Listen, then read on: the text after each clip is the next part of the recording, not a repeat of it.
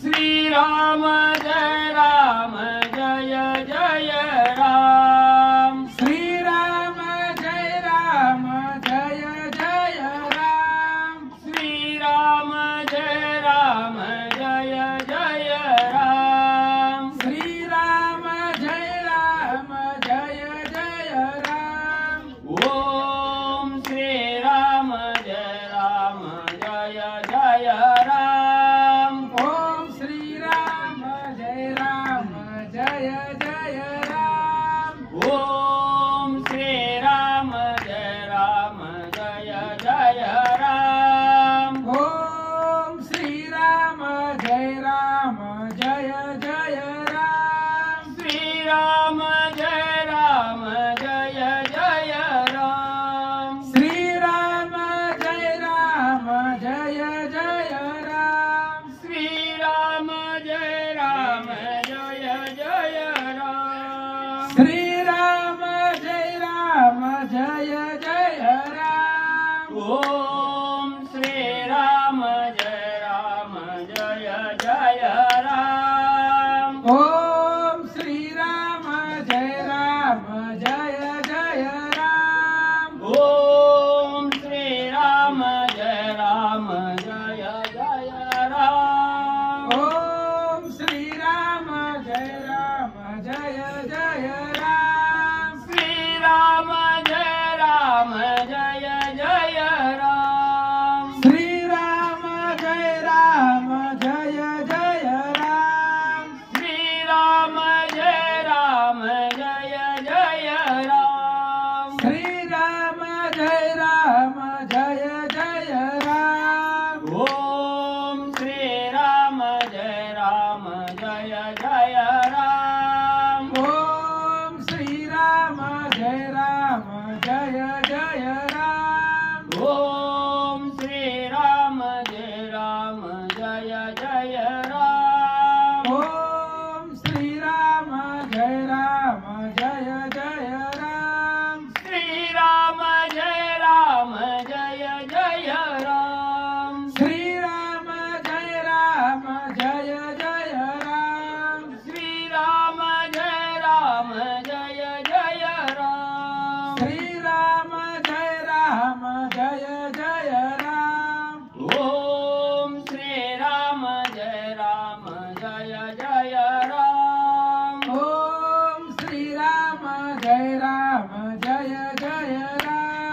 ओम श्री राम जय जय राम। ओम श्री राम जय जय राम। ओम श्री राम जय जय राम। ओम श्री राम जय जय राम। श्री राम जय जय राम। श्री राम जय जय राम। श्री राम जय जय राम। श्री राम जय जय राम। कुंडली कवरदे हरी विठ्ठल श्री ज्ञानदेव तुकाराम पंढरीनाथ भगवान की जय। राजाधिराज प्रभु रामचंद्र भगवान की जय। पवन सोत हनुमान की जय। श्री गुरुदेव दत्त वासुदेव हरी। श्री गणेश महाश्री सरस्वती वक्रतुंड महाकार्य सूर्यकोटि समप्रभा निर्विघ्नं कुरु देवं सर्वकार्येषु सर्वदा। गणनाथ रवि शुक्र बृहस्पति पंचायताने स्मरे नित्यवेदवाणी प्रवर्तते। गुरुर्ब्रह्मा गुरुर्विष्णु गुरुर्देवो महेश्वरः। गुरुर्साक्षात् परब्रह्म तस्मै श्री गुरवे नमः। श्रोता वक्ता तुझी तू देवा श्री रुक्मिणी वरा पांडुरंगाय नमः। पुंडरीकावर विठ्ठल श्री ज्ञानदेव तुकाराम पंढरीनाथ भगवान की जय। प्रभु रामचंद्र चंद्र भगवान की जय। पवन सोत हनुमान की जय। श्री गुरुदेव दत्त वासुदेव हरी। गणेशाय नमः श्री सरस्वते नमः प्रभु श्री रामचंद्राय नमः आई से बोलता हनुमंता संतोषला श्री रघुनाथा स्वानंद सुखे डुल्लता पाठीथा पटित कपीची श्री गणेशाला वंदन करून प्रभू रामचंद्राचं स्मरण आणि सद्गुरूशी शरण जाऊन कथेचं अनुसंधान आहे. कथा कुठपर्यंत आलेली आहे. ज्यावेळेस सुषेण वैद्यराजाने लक्ष्मणाची परीक्षा त्या ठिकाणी केले आणि काय उपयुक्त आहे लक्ष्मणाला सावध करण्यासाठी याची हितमूर्त माहिती सुषेणजींनी त्या ठिकाणी सांगितली.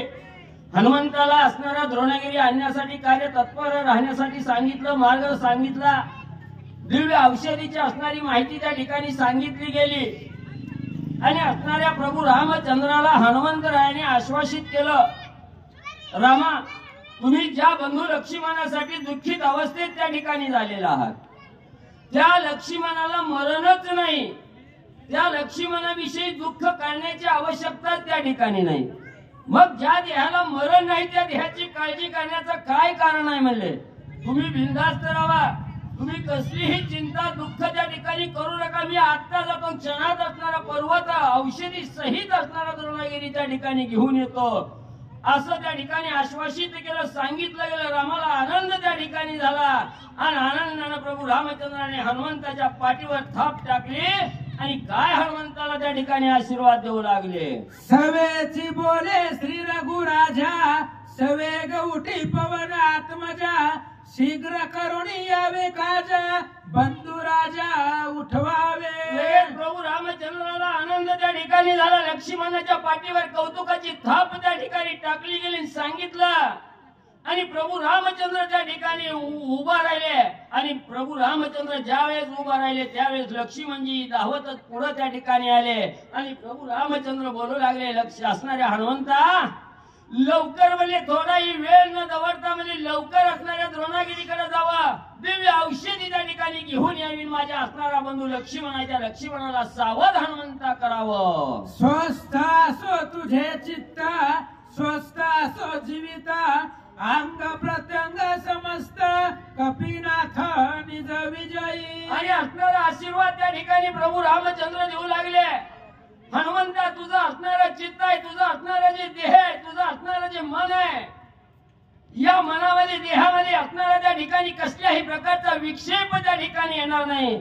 तुझं चित्त बुद्धी अंतःकरण त्या ठिकाणी शुद्ध होईल आणि असणारा त्या ठिकाणी कसलीही बाधा त्या ठिकाणी होणार नाही. आणि हनुमंता तू असणारा चिरंजीवी त्या ठिकाणी आहे, माझ्या असणाऱ्या बंधू लक्ष्मणाला उठव. स्वास्थ्य असो तुझं लागी कल्याण असो सर्वांगी सर्वदा विजयी जगी तनु सर्वांगी सदृढ. हनुमंता तू असणाऱ्या त्या ठिकाणी या शरीरानं सुद्धा स्वस्थ त्या ठिकाणी असावा, मनानं स्वस्थ त्या ठिकाणी असावा आणि सदा तू जे काही कार्य हातात त्या ठिकाणी घेशील ते कार्य यशस्वी त्या ठिकाणी होईल, तुझं सदा कल्याण त्या ठिकाणी असो, अशा प्रकारचा आशीर्वाद प्रभू रामचंद्र देऊ लागले. हनुमंत होई चिरंजीवी तेही जीवित्व ज्ञान अनुभवी ज्ञान विज्ञान पदवी तुझे निवावी जगासी. मग असणारे प्रभू रामचंद्र सांगू लागलेले आहेत, हनुमंता तू असणारा चिरंजीव त्या ठिकाणी राहशील.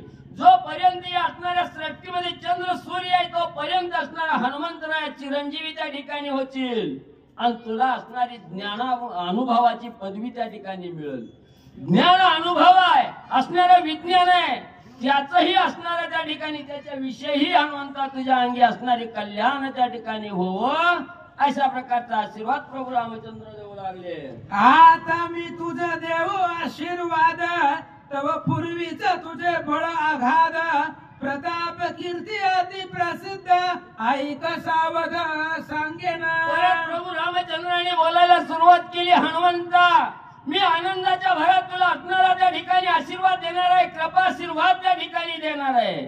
पण काय करायचं, माझा कृपा आशीर्वाद मिळण्याच्या अगोदरच तू अगाध लीला त्या ठिकाणी केलेली आहे. तुझा असणारा प्रताप त्या ठिकाणी सर्व असणाऱ्या लोकांनी त्या ठिकाणी बघितलेला आहे.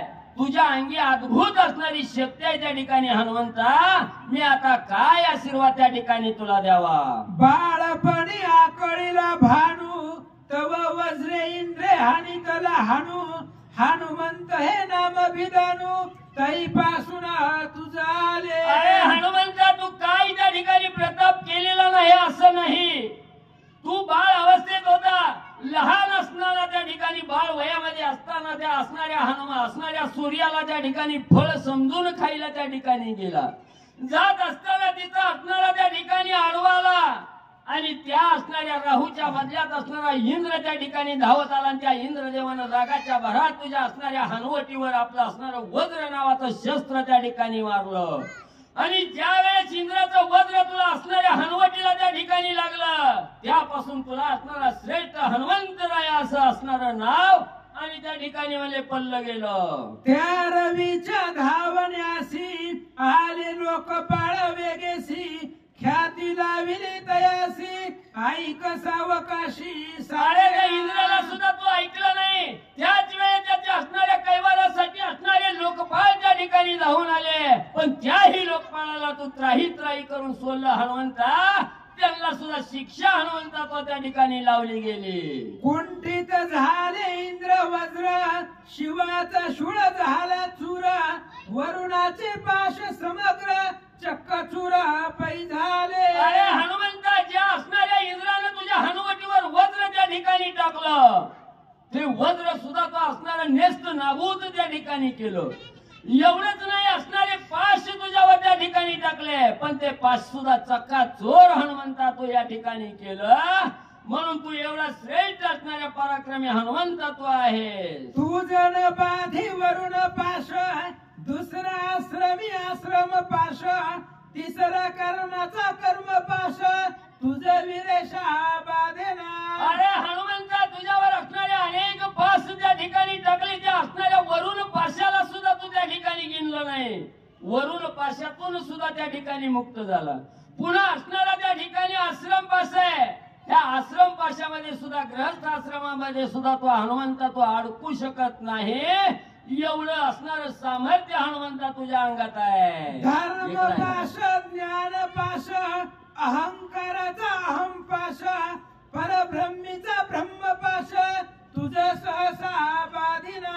मग हनुमंता असणारा त्या ठिकाणी एखाद्या साधकाला थोडं चिमुटभर ज्ञान त्या ठिकाणी प्राप्त झालं, त्या असणाऱ्या ज्ञानाच्या पाशात त्या ठिकाणी अडकतो.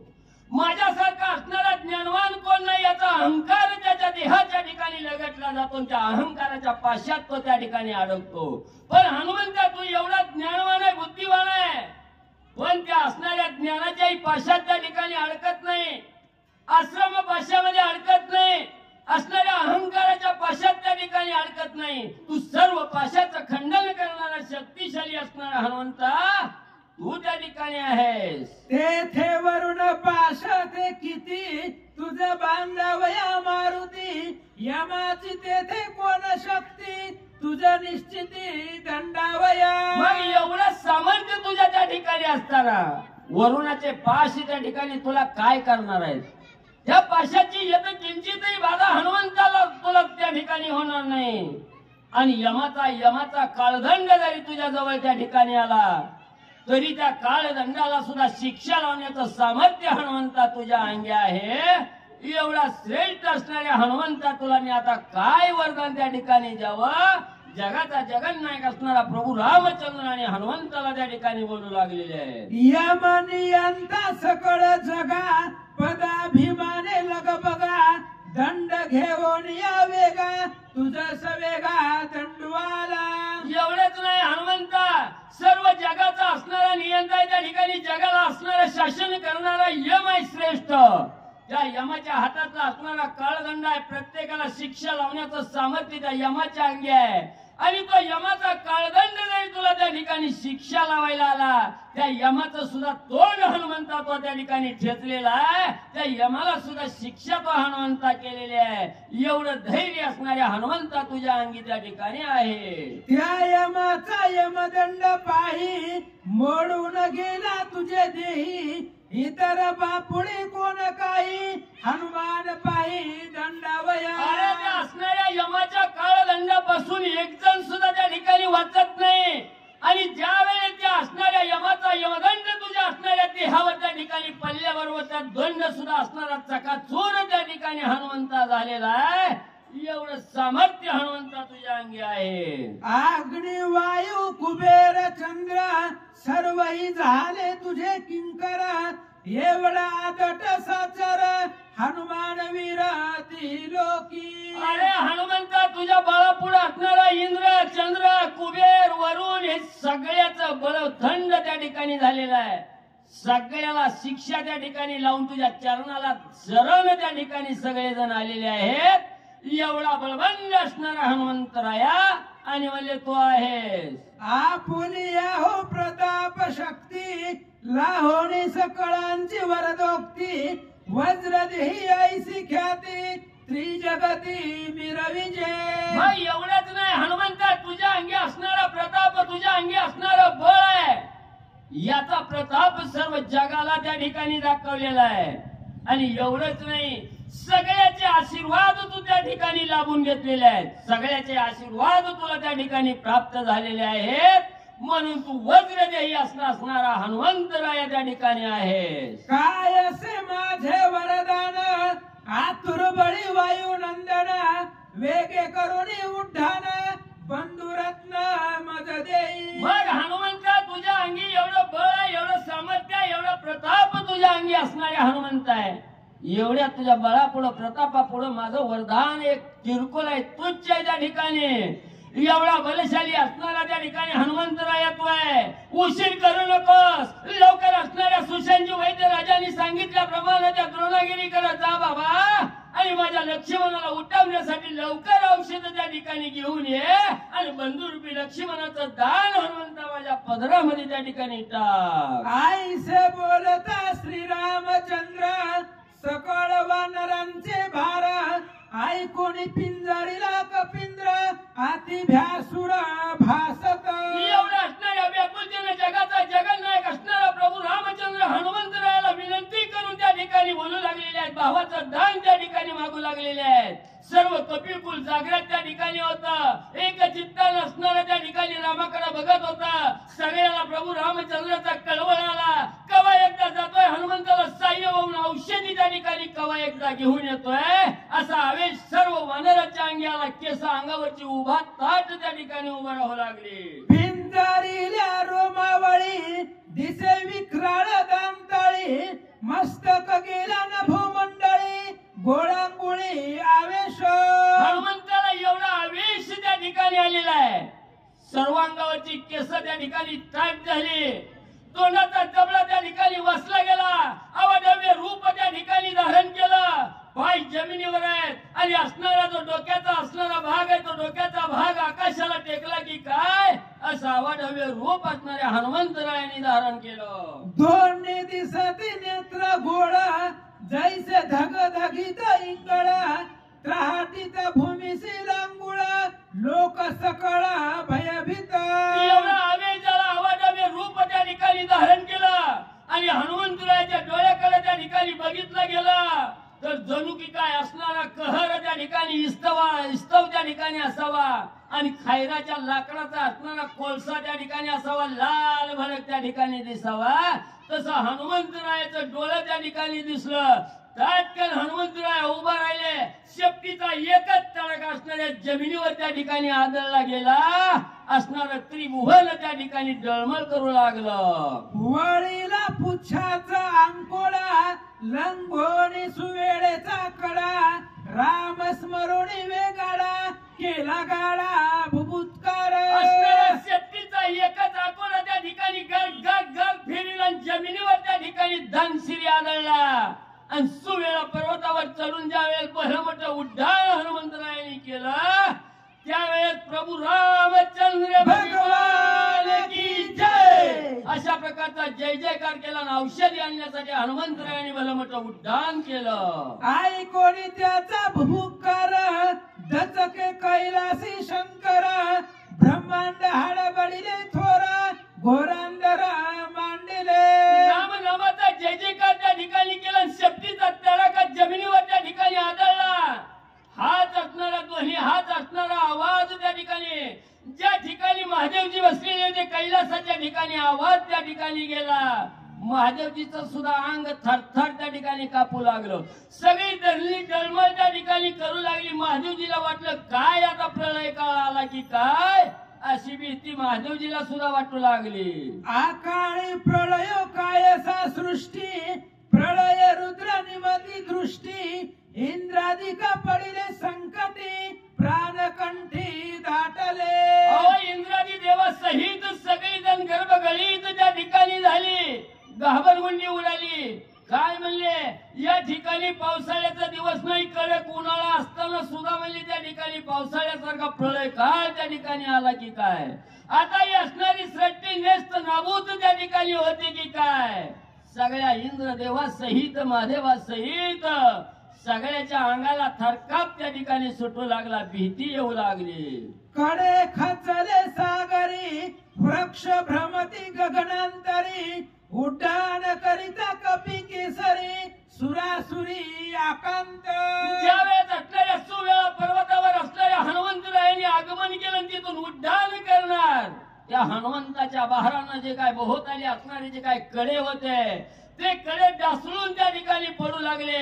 ही असणारी पृथ्वी रसातळाला जाते की काय अशी अवस्था त्या ठिकाणी झाली.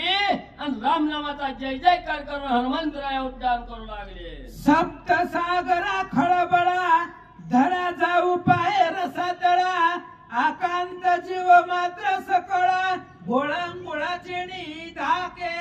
एवढंच नाही, आता या हनुमंतामुळे हे असणारे सप्त सागर आहेत त्या ठिकाणी, हे सप्त सागर सुद्धा आता असणारा खवळल्याशिवाय त्या ठिकाणी राहत नाही. ही सृष्टी लयाला गेल्याशिवाय त्या ठिकाणी राहत नाही. ही पृथ्वी रसात तळाला गेल्याशिवाय त्या ठिकाणी राहत नाही. जी काही या सृष्टीमध्ये चराचर जे काय जी काय असणारा त्या ठिकाणी जीव जंतू आहे, हे सगळे घाबरे गळीत त्या ठिकाणी झाले. आता हनुमंतापुढे आपला बचाव त्या ठिकाणी राहत नाही याची भीती वाटू लागली. करोनिया श्रीराम नाम स्मरण, सवेग केले उड्डाण, न लागता अर्धक्षण, सागर संपूर्ण क्रमियेला. मग एका क्षणात असणाऱ्या प्रभू रामचंद्राचा जय जयकार त्या ठिकाणी केला. अखंड कंठाच्या ठिकाणी प्रभू रामचंद्राच्या रामनामाचं स्मरण त्या ठिकाणी हनुमंतरायांनी केलं. भलं मोठं उड्डाण त्या ठिकाणी मारलं. डोळ्याचं पातळ लवताय न लवताय तोपर्यंत असणारा क्षीरसागराचा समुद्राचं उल्लंघन आणि हनुमंतरायाने केलं. उपरयुक्त गगनांतरी, सत्य लोकापर्यंत वरी, गेली उड्डाणाची थोरी, विक्रम भारी कपीचा. हनुमंतरायांनी सुवेळावरनं भलं मोठं उड्डाण त्या ठिकाणी केलं. ज्याच वेळेस सर्व आकाश मार्गाचं उड्डाण असणारं त्या ठिकाणी आवेशाच्या भरात सत्य लोकांच्या ही वरी ओलांडून त्या ठिकाणी उड्डाण गेलं. दिशा दुमदुमिल्या संपूर्ण, प्राणांतिका सकळ राक्षस गण, ते ऐकून या रावण, अति चिंतामणी उपजवी. मग ज्यावेळेस हनुमंतरायाचा उड्डाण सत्य लोकांच्या ठिकाणी गेला ना, हा आवाज त्या ठिकाणी ऐकला गेला. 10 दिशेला आवाज त्या ठिकाणी घुमला गेला. आणि ज्या वेळेस आवाज गेला सगळ्या राक्षसांनी ऐकला गेला. राक्षस वाट म्हणायला लागली, आता आपलं काही खरं नाही, आपला अंत वेळ त्या ठिकाणी आला. आणि हेच राक्षसाचं बोलणं, राक्षसाची कुजबूज त्यांचा असणारा राजा रावणाच्या कानावर त्या ठिकाणी गेली. राजा रावणाच्या सुद्धा अंगाला घाम त्या ठिकाणी डबडबा त्या ठिकाणी घाम फुटला. आता मी वाचतोय का मरतोय याची काळजी राजा रावण त्या ठिकाणी करू लागला. माने गेली या कपिंद्र, आणि औषधी समग्र, उठविल्या सौमित्र, श्रीरामचंद्र नाटोपे. हनुमंताने विचार त्या ठिकाणी केला, हा बलशाली असणारा बाबा आहे. आता असणारा त्या ठिकाणी म्हणजे द्रोणगिरी पर्वतावर जायला याला उशीर लागणार नाही. आणि ही जर बाबा धावत पडत त्या ठिकाणी असणाऱ्या द्रोणगिरीवर गेला तर औषध घेतल्याशिवाय महागारी येत नाही. आणि औषध घेऊन जर या बाबा घेऊन आला, लक्ष्मणाला त्या ठिकाणी उठवलं तर आपलं कसं होणार आहे. हे तव एकमेकां परिस, वीर रणयोधे कर्कश, अवघे मिळाले युद्धास, मग आम्हास प्राणांत. मग हनुमंतरायाच्या ठिकाणी बोलू लागली. असणारे राजा रावण त्या ठिकाणी विचार करू लागला, ही बाबा औषधी घेऊन गेला, लक्ष्मणाला सावध त्या ठिकाणी केलं तर लय भली मोठी एकाच जडीत एक असणारी वीर योद्धे त्या लक्ष्मणाबरोबर आहेत. एकाच जडीत एक वानर त्या ठिकाणी आहे आणि ह्या सगळ्याची एक वज्रमूठ त्या ठिकाणी झाली तर त्यांच्या पुढे माझा निभाव लागणार नाही, माझा प्राणांत झाल्याशिवाय राहत नाही असा असणारी धाकधुकी राजा रावणाच्या हृदयाला त्या ठिकाणी लागली. चिंतेच्या गर्तेत राजा रावण पडला. आता काय करू विचार, प्रधान मारिले समग्र, इंद्रजितादी अखय कुमपुत्र, कुमरे कुमर मारिले. राजा रावणानं बाजूला बघितलं कोण हाय का साह्याला, कोणच नाही. राजा रावण विचार करू लागला. आगलाची मारली, बगलाची मारली, नातवंड मारली, पुढची पोरं मारली, लाडका असणारा अकया कुमार त्या ठिकाणी मारला. एवढ्यावर हनुमंतराया थांबलाय का? माझा हटणारा थोरला मुलगा पाणी पाजायला तेवढाच राहिला होता इंद्रजित नावाचा, पण त्या मुलाचा सुद्धा काटा या हनुमंतानं त्या ठिकाणी काढलेला आहे. आता मी काय करावं, कुणाचा आश्रय त्या ठिकाणी घ्यावा? राजा रावण दुःखी झालेला आहे, चिंता करू लागलेला आहे. आईसे चिंतिता रावणा, करू विसरला भोजना, विसरला उदक पाना, अति चिंता मना पीडित. आणि ज्या वेळेस असणाऱ्या या साधकाच्या देहाच्या ठिकाणी चिंता लागली गेली, दुःख या देहाच्या ठिकाणी लगटलं गेलं, चिंता लागली गेली, चिंतेच्या गर्तेत साधक त्या ठिकाणी पडला. खायचं भान राहत नाही, असणारा आपल्या बरोबर कोण आहे याचं भान त्या ठिकाणी राहत नाही. आपण कशासाठी हा देह त्या ठिकाणी प्राप्त झालेला याचाही भान त्या ठिकाणी राहत नाही. अखंड चिंतेच्या काळोखात त्या ठिकाणी साधक राहतो आणि हीच अवस्था राजा रावणाची त्या ठिकाणी झाली. आता हनुमंतराया पुढे आपला निभाव लागत नाही, या चिंतेच्या गर्तेत राजा रावण पल्ला गेला. निद्रान लागे जैसी, करिता से उठी बैसी, तव देखिले काळ नेमिसी, मग चरणासी लागला. राजा रावणाने जेवायच्या आशेने त्या ठिकाणी ताटासमोर जाऊन बसला. ताटामध्ये हात घालला, तेवढ्यात मनात दुखदुखी. हनुमंती येईल आणि काटा काढेल. ताटावरनं उठायचं, सुमन शेजेवर झोपायला जाऊन पलंगावर त्या ठिकाणी झोपायला गेला. तारकंती तरी भीती त्या ठिकाणी यायची, झोपत त्या ठिकाणी जायची. सारखं चिंतेच्या गर्तेत त्या ठिकाणी पडायला लागला. झोपेतून उठायचं, इकडून तिकडे त्या ठिकाणी फिरायचं आणि फिरता फिरता काळा कोळशासारखा डांबरासारखा असणारा काळ नेमीला त्या ठिकाणी राजा रावणानं बघितलं. चारी मुखे सरती लाळा, दाडा विकट विकराळा, धगधगित नेत्र गोळा, जैसे इंगळ खदिराचे. मग असणारा राजा रावण फिरत असताना समोरच असणारा त्या ठिकाणी काळ नेमीकडे लक्ष त्या ठिकाणी गेलं. ग्रंथकर्त्याने वर्णन करून सांगितलं गेलं. त्यानं तोंडाला पावडर फासली नव्हती, फेरन लावली नव्हती, काळा भंगार असणारा त्या ठिकाणी बाबा होता. असणाऱ्या मुखातून जीभ बाहेर काढून लस लस लस त्या ठिकाणी करत होती. आणि रंगानं जर बघायचा म्हटलं तर असणारा खैराच्या लाकडाचा जसा कोळसा काळा कुट्ट त्या ठिकाणी असतोय आणि कोळशात जरी काळनेमी पडला गेला, कोळसाय का काळनेमी वळकायला त्या ठिकाणी येत नव्हता, असा डांबरापेक्षाही काळा. आणि एका काळनेमीला राजा रावणानं बघितलं.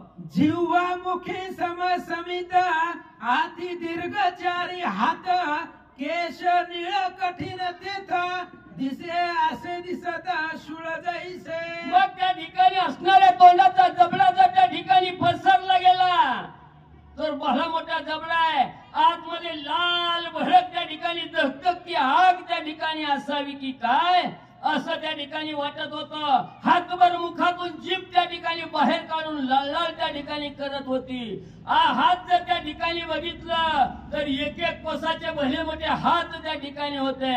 डोक्याची केस जर त्या ठिकाणी बघितलं तर केसात काळनिमी आहे का काळनिमीवर केस आहेत हेच त्या ठिकाणी कळत नव्हतं. एवढा भ्यासूर असणारा काळनेमी राजा रावणानं बघितला गेला. आती तिकट दाडाचारी, मुख समान पर्वत धरी, खापराईसा काळा शरीरी, मुखे चारी समसमित. आणि त्याच्या अंगावरची असणारी केस जर त्या ठिकाणी बघितली तर जणू की काय तलवारीची धार त्या ठिकाणी असावी अशी टोकदार केस त्या ठिकाणी होती. तोंडाचा जबडा पसरला, दात त्या ठिकाणी ठिकाणी बघितलं, अतिशय तीक्ष्ण हाता एवढं लांब लांब दात त्या ठिकाणी होतं. जबडा जर पसरला गेला तर खोल असणाऱ्या दरीच मले त्या ठिकाणी आहे की काय असं त्या ठिकाणी बघणाऱ्याला वाटत होतं. वृक्ष रोविले जैसे आसती तैसे हात पाय दिसती, भिंगुळवाणी शरीराकृती देखता भीती यमकाळ. जणू की काय असणाऱ्या या सृष्टीमध्ये असणाऱ्या जमिनीवर एखादा भला मोठा वृक्ष त्या ठिकाणी उभा करावा, तसं त्याच्या असणाऱ्या देहाच्या ठिकाणी जे काय हात पाय त्या ठिकाणी होतं तसं झाडाप्रमाणे भलं मोठं त्या ठिकाणी वाटत होतं. एवढा भ्यासूर काळा कोळशासारखा काळा असणारा राजा असणारा म्हणजे त्या ठिकाणी काळ नेमी होता. एवढा आपाच्या दिपाड त्या ठिकाणी काळ नेमी राजा रावणानं बघितला गेला.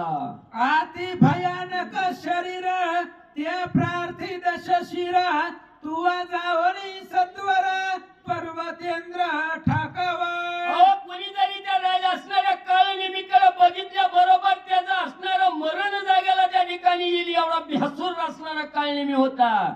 राजा रावणानं बघितलं, धावतच गेला, काळनेमीच्या पाया पडला, हात जोडून राजा रावण त्या काळनेमीला काय त्या ठिकाणी बोलू लागला.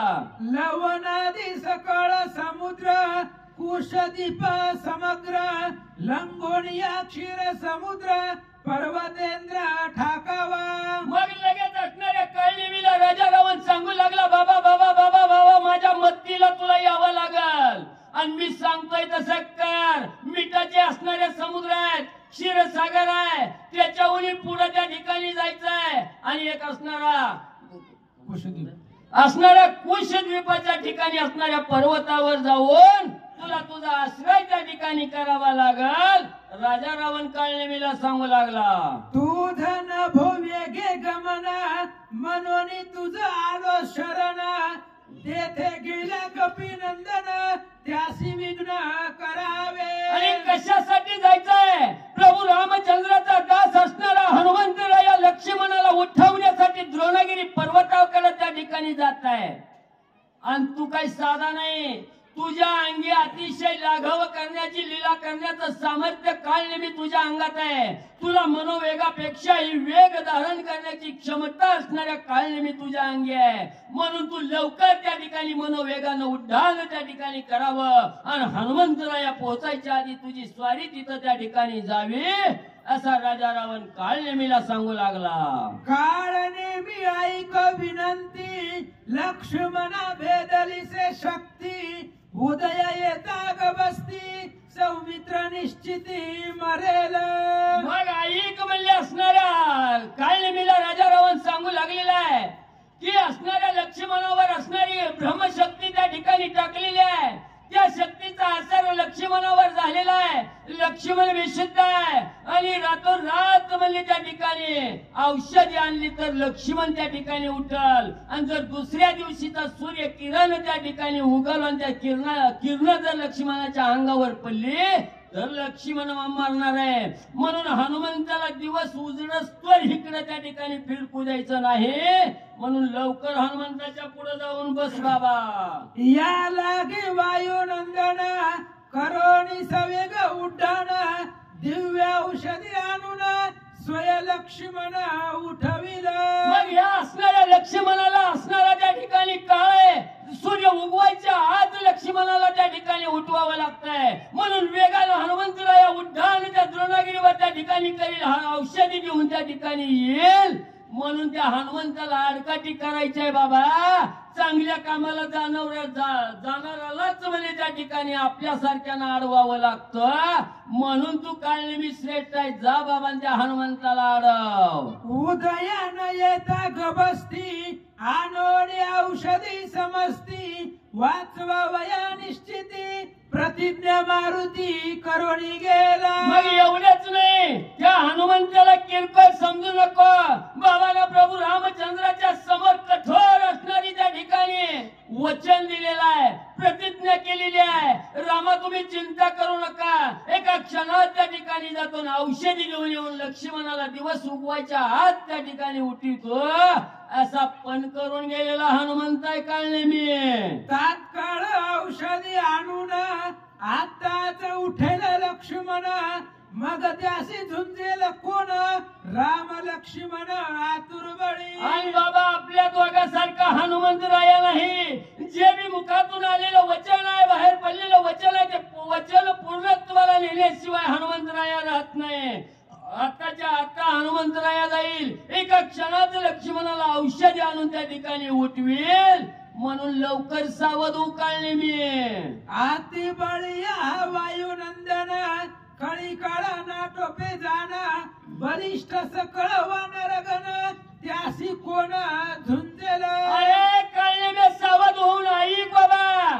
ते हनुमंत अतिशय प्रतापवान आहे, बलशाली आहे. तो कार्य साधल्याशिवाय एक पाऊल माग त्या ठिकाणी टाकत नाही आणि कुणाच्या बापाला भीत नाही. कार्य केल्याशिवाय ती मागच सरत नाही. म्हणून काळले मी सावध हो. ती कार्य कसं नसेल याचा विचार बाबा तू लवकर कर असं सांगू लागला. राम लक्ष्मण दो बंधु दोघे पित्र वचने हेची निगती वेगळी क्रमानी अमई स्वांगे वनगे वेगे पै गेले. कथेचं अनुसंधान हनुमंतराय आणि काळनेमी दोघांचा संवाद चालू आहे. आणि काळनेमीला हनुमंतराय म्हणतात की बाबा तुला वाटत असल, तुला कसं काय माहिती मी राम भक्त आहे, रामदूत आहे. ते म्हणला महाराज मी लय महाराज लोकांची भेटी घेतल्या आणि त्यांनी मला सांगितलंय राम आणि लक्ष्मण दशरथाची मुलं आहेत आणि या वडिलांच्या सांगण्यावर ती वनवासाला निघाली होती. पुढं काय झालं? यांचा पुरुष हरता त्या दूध परिचा दातो का पिनो पाणी आवडी उठली बहुतन उच्चारी ही तपरी सवय. काळ नेहमी सांगू लागला ती राम लक्ष्मण वनवासाला निघाले. फक्त सुरुवात केली काय नेहमीने सांगायला. हनुमान म्हणले रामायण चालू आहे आता निवांत बसा जाऊ द्या म्हणले. राम कथा आहे आणि रामचरित्रानं हनुमंताला आनंद वाटला. हनुमंत सादर तिथं मांडी घालून कथा ऐकण्यासाठी बसले. मयावरी बंगिले हर कोदंड रावणाचे काळे तोंडाई झाडिले भार्गवाचे बळबंड यश प्रचंड घेतले. हनुमंतानं मांडी घातल्याबरोबर काय नेहमीनं पुढे कथा सांगायला सुरुवात केली. राम लक्ष्मण विश्वामित्राच्या सोबतीला त्या असणाऱ्या जनस्थानाच्या ठिकाणी आले. सीतेचं लग्न झालं, पुन्हा वनवासाला आले. रावण त्या ठिकाणी गेला, धनुष्य तोडलं गेला. अशी उलटी सुलटी माग पुढे कथा कारण मी सांगू लागला.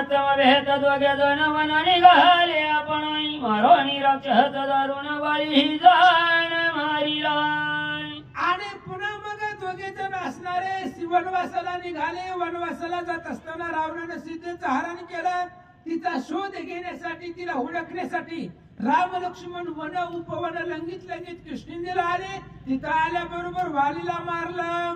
राजा चुगलीवादी झाले वानर सैन्य पैसे केले.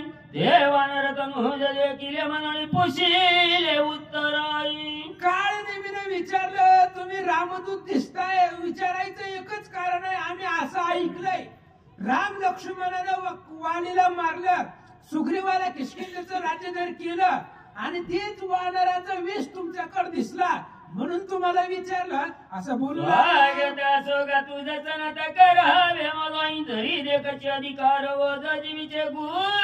तुझं सांगो.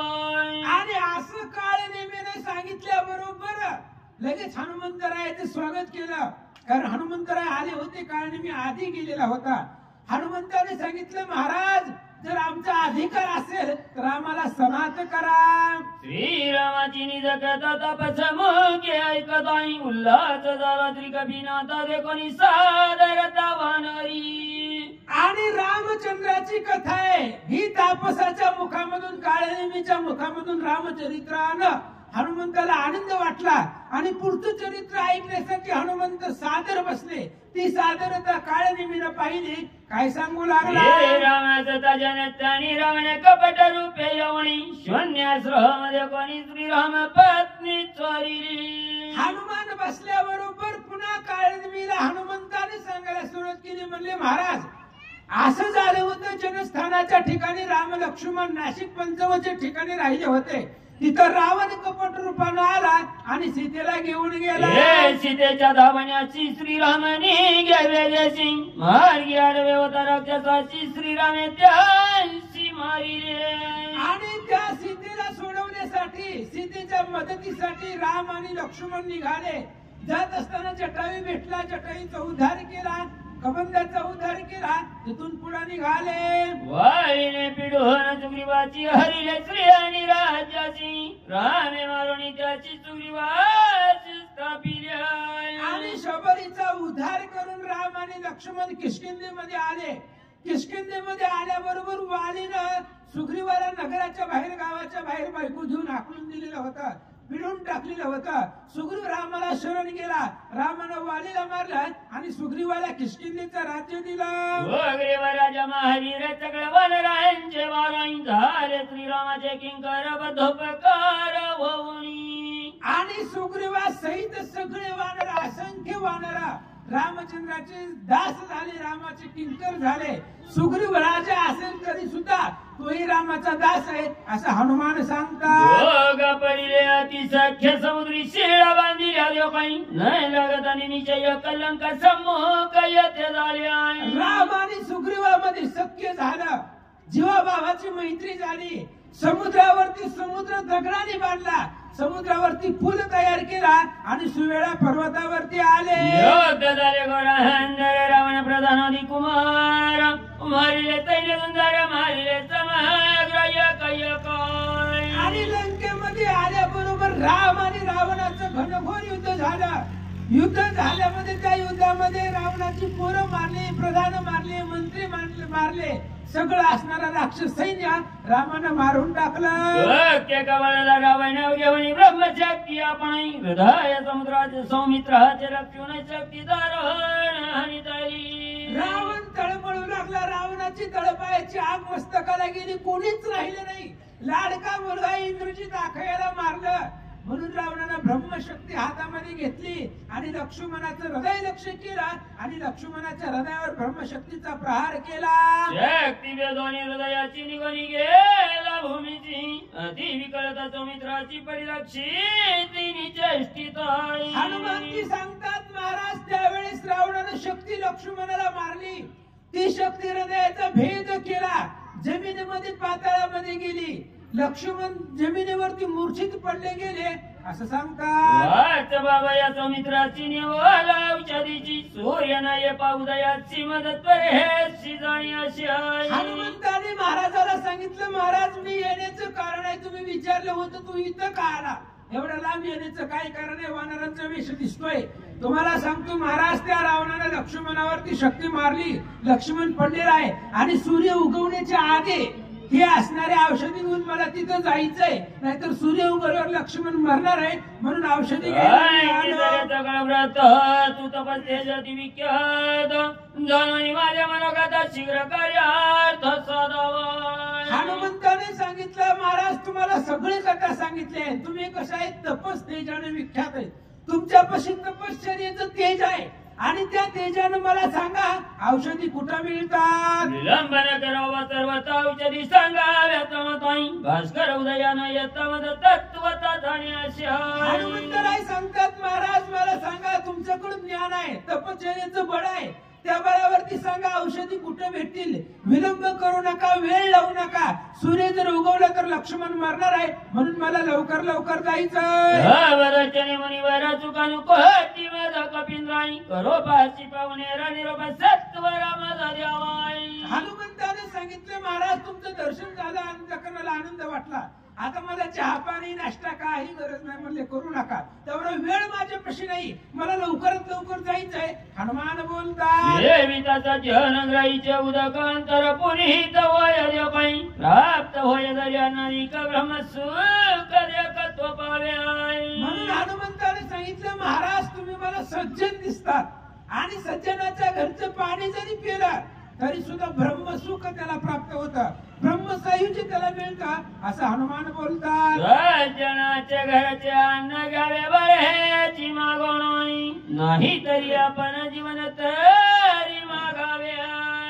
हनुमानजी बोलतायत बघा तुम्ही सज्जन आहात आणि सज्जनाच्या घरचं अन्न बळच मागून घ्यायचं, त्या अन्नामध्ये पवित्रता असते आणि ते अन्न सेवन केल्यानंतर ब्रह्मसायुज्य प्राप्त होतं, म्हणून सज्जनाच्या घरचं अन्न बळच मागून घ्या आणि जर त्याच्या घरी अन्न नाही भेटलं, जेवायला नाही भेटलं, तर सज्जनाच्या घरचं पाणी पिल्यावर सुद्धा उद्धार आहे. हनुमान सांगतात, आली आई ब्रह्मादिक सज्जनांना न पावती पायी हे घडले का प्रत्यक्ष गोपाळ सकाळ काल करीती. अनाथ महाराजांनी उदाहरण दिलं, ब्रह्मादिक देव जरी आले तरी सज्जनाच्या घरचं अन्न त्यांना मिळतच नाही.